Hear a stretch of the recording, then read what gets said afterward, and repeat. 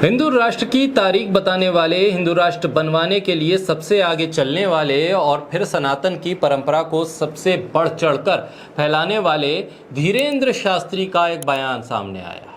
उनका कहना है कि जिस स्त्री ने मांग में सिंदूर और गले में मंगलसूत्र नहीं पहना है तो उस स्त्री को लोग समझते हैं कि अभी प्लॉट खाली है। जिस स्त्री ने मांग में सिंदूर और गले में मंगलसूत्र पहना हो तो लोग समझते हैं कि रजिस्ट्री हो गई। धीरेंद्र शास्त्री को लोग इसीलिए क्या सुनना पसंद करते हैं?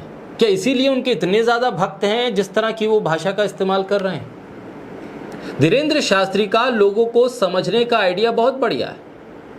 वो इस तरह की भाषा का इस्तेमाल करते हैं और लोग तालियां बजाते हैं, मुस्कुराते हैं, जयकारे लगाते हैं। ये धीरेंद्र शास्त्री हैं जिनके आगे दिल्ली पुलिस झुक जाती है और तमाम बीजेपी के नेता जब वो बिहार पहुंचते हैं तो आरती करने के लिए मंच पे लाइन लगा के खड़े हो जाते हैं।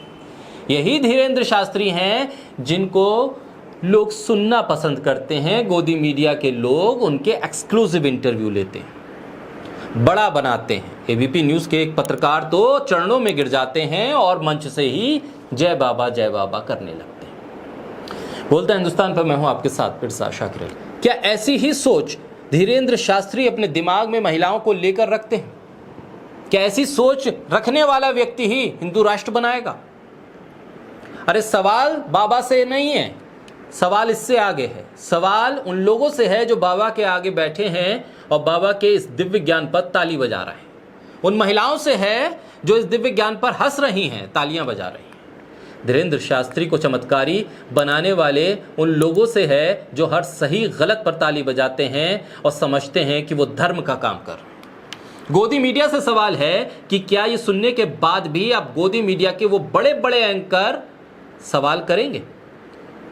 ये बाबा हैं, लोग कहते हैं कि इनके पास दिव्य ज्ञान है, दिव्य ज्ञान देते हैं, पर्चियां निकालते हैं। जिस एंकर ने इनका पीआर इंटरव्यू किया वो बताएं कि बाबा कितना सही बोल रहे हैं महिलाओं को लेकर।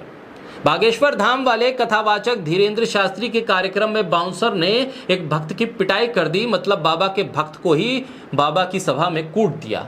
अब भी लोग ताली बजा रहे हैं। जो भी बोले वो सब सत्य है। इनकी दुकान तो धड़ल्ले से चल रही है। जिसके लिए अपशब्द बोलते हैं वही लोग खुश होकर ताली बजाते हैं। धर्म के नाम पर लोगों को बेवकूफ़ बना रहे हैं, लेकिन लोग खुश हैं क्योंकि बाबा बोल रहे हैं। कोई ना कोई तो ज्ञान की बात होगी इसमें। ये वही धीरेंद्र शास्त्री हैं जिनका दरबार नोएडा में लगा था, जहां बागेश्वर धाम वाले कथावाचक धीरेंद्र शास्त्री की कथा में एक महिला को बैरिकेड से उठाकर दूसरी तरफ फेंक दिया गया था, मानो ये युवती नहीं कूड़े का ढेर हो। क्या ऐसे ही हिंदू राष्ट्र बनेगा?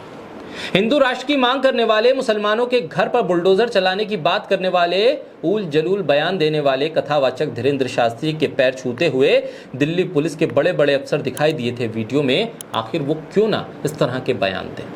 बाबा की निगाहों में देश की हिंदू महिलाएं अगर माथे पे बिंदी, गले में मंगलसूत्र न डालें तो बाबा को वो खाली प्लॉट नजर आता है, और अगर माथे पर बिंदी, गले में मंगलसूत्र डाल दें तो बाबा की निगाह में वो महिलाएं रजिस्टर्ड है। ये कैसा हिंदुत्व है? ये कैसा हिंदुओं की ठेकेदारी है? और ये कैसा हिंदू राष्ट्र बनाने की बात करने वाला व्यक्ति है जिसकी नज़र में हिंदू महिलाओं का ही कोई सम्मान नहीं है? देश की महिलाओं को ऐसे घटिया नज़रिए से देखता है जो शख्स, ऐसे बेफिजूल की बातें करने वाले और इस तरह के शख्स को लोग संत कह रहे हैं। ऐसा व्यक्ति ना तो संत हो सकता है, ना कथावाचक हो सकता है। उसकी इस तरह की भाषा पर तालियां बजाने वाले वो लोग ज़रा सोचें कि किस तरह की भाषा का इस्तेमाल किया गया है। अगर यही शब्द, यही भाषा कोई और व्यक्ति कह रहा होता तो आप किस तरह से उसका जवाब देते? संत बना दिया एक व्यक्ति को। उससे धर्म सीखने के लिए लोग पहुंचने लगे, जो खुद एक मंच पर बैठकर महिलाओं को लेकर इस तरह के शब्दों का इस्तेमाल कर रहा है।